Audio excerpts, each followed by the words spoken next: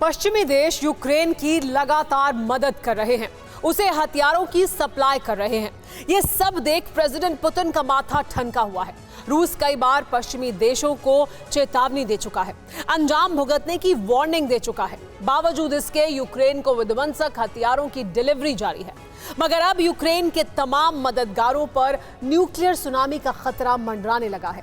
और इस बार पुतिन के टारगेट पर है सिर्फ यूक्रेन नहीं, बल्कि यूरोप के कई और मुल्क, जिनका नामो निशान खत्म करने के लिए पुतिन ने एटमी प्लान तैयार कर लिया है, वो भी महज 2 मिनट के भीतर।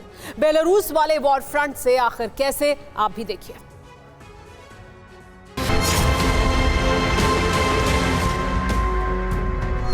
जिस यूरोप से पहले 2 विश्व युद्ध लड़े गए, उसी यूरोप में थर्ड वर्ल्ड वॉर की बिसात बिछ गई, और वो भी बम गोला बारूद वाली नहीं, बल्कि एटम बम वाली, जिसे जंग का सबसे विनाशक हथियार माना जाता है। फ्रीडम ऐप से सीखकर हार्डवेयर की दुकान रखी है क्या? अगर ऐसा है तो आप अपने उत्पादों को 1 करोड़ फ्रीडम ऐप के जो ग्राहक हैं, उन्हें बिना किसी खर्चे के आप उसे बेच सकते हैं। रूसी प्रेसिडेंट पुतिन ने यूरोपियन देशों में एटमी सुनामी लाने की पूरी तैयारी कर ली है, और जानते हैं पुतिन के इस अटैक प्लान को अंजाम देने का जिम्मा किससे मिला है? बेलारूस के प्रेसिडेंट अलेक्जेंडर लुकाशेंको। यकीन ना हो तो बेलारूस के टीवी चैनल पर किए गए इस ऐलान को सुनिए। बेलारूसी मीडिया सीधे तौर पर 2 यूरोपीय देशों को न्यूक्लियर अटैक की वार्निंग दे रहा है। खुलेआम पोलैंड और लिथुआनिया की राजधानी को एटमी हथियारों से तबाह करने की चेतावनी दे रहा है। जानते हैं क्यों? दरअसल रूस ने अपने न्यूक्लियर वेपन्स बेलारूस को दिए हैं। बेलारूस में रूस ने एटमी मिसाइलें भी तैनात की हैं। स्कंदर मिसाइल का जखीरा भी बेलारूस में मौजूद है।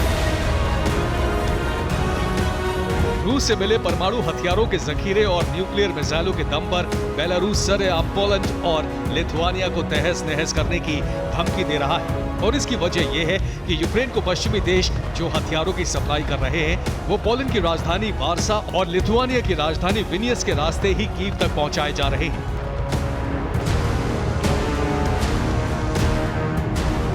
बस इसी वजह के चलते पुतिन ने अपने सहयोगी मुल्क बेलारूस में स्कंदर जैसे किलर मिसाइलों को तैनात किया है, ताकि जैसे ही पुतिन का इशारा हो, बेलारूस में मौजूद पुतिन के एटमी ब्रह्मास्त्र यूरोपीय देशों में विनाशक कोहराम मचा दें।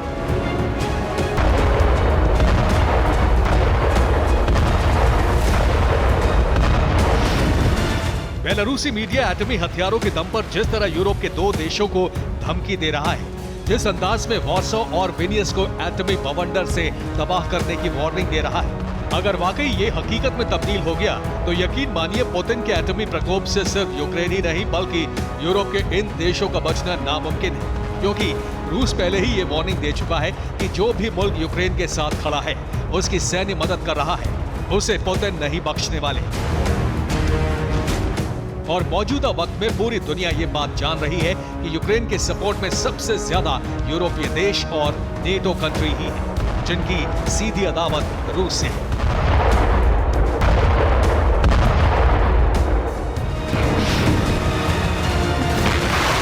तो क्या यूक्रेन समेत यूरोप में फर्स्ट एटमी वॉर का आगाज होने वाला है? क्या यूरोप पर साल 2023 में पहला न्यूक्लियर बम फटने वाला है? दरअसल यूक्रेन से वॉर के बीच रूस की बेलारूस फ्रंट पर जो एटमी तैयारियां जारी हैं, वो कहीं ना कहीं इसी बात का संकेत दे रहा है। आखिर कैसे, ये भी जान लीजिए। दरअसल बेलारूस में जिस स्कंदर मिसाइल को तैनात किया गया है, उसकी मारक क्षमता करीब 500 किलोमीटर तक है, वो भी एटमी वॉरहेड के साथ। ऐसे में अगर बेलारूस के बॉर्डर से पुतिन ने स्कंदर मिसाइल दागी, तो उसकी चपेट में पोलैंड की राजधानी वार्सो के साथ साथ 80% इलाका होगा। वहीं लिथुआनिया की राजधानी विनियस भी स्कंदर के एटमी हमले में तहस नहस हो जाएगी। इसके अलावा यूक्रेन की राजधानी कीव और रोमानिया का कुछ हिस्सा भी स्कंदर के एटमी प्रकोप में झुलस जाएगा। मतलब यह है कि रूस का फोकस अब तक यूक्रेन को तबाह करने का था, मगर अब पुतिन के टारगेट पर यूरोप आ गया है, और यूरोप के भी वो देश जो सीधे तौर पर यूक्रेन के मददगार हैं, जिसमें सबसे बड़ा नाम पोलैंड और लिथुआनिया और रोमानिया का भी है। यानी अब किसी भी वक्त यूरोप के इन देशों पर परमाणु बम गिर सकता है, एटमी प्रहार हो सकता है। इंतजार है तो रूसी प्रेसिडेंट पुतिन के एक ऑर्डर का।